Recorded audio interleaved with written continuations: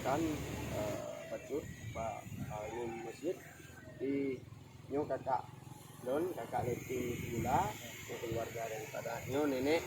Jadi uronyo dari barokah komunikasi kamu rencana langkah keno nah hajat daripada nenek jadi hajat daripada nenek wakaf semen sebanyak 25 bosak.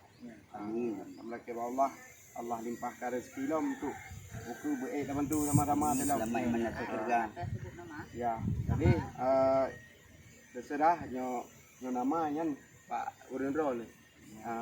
Terserah untuk ke nenek harus tulis bacut karena untuk hai doa tadi no kan.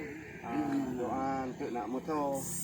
Doa supaya hai kan leke Allah kan mudah rezeki bagah hai tak selesai no. Sehat badan Sehat badan. Jadi nyo nenek serahkan langsung Pak Mungsit. Nyo cuma langsung ni Pak. Menonton nyo kalau wakafkan komen di waktu masa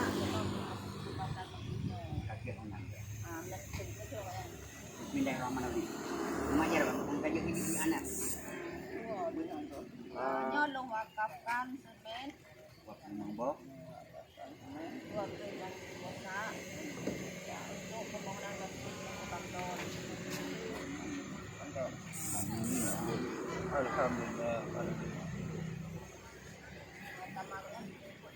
Yang ke masjid nyaman tam kan memang nasih ke mandum wariban Sigomdonya kita sama-sama kita nyo persiapkan tempat ibadah danyo di ya di Desa Melasa Panton, Kecamatan Tanah Jambuai, Kabupaten Aceh Utara di Masjid Baitul Izzah. Salam mesin ke wariban Sigomdonya. Assalamualaikum warahmatullahi wabarakatuh.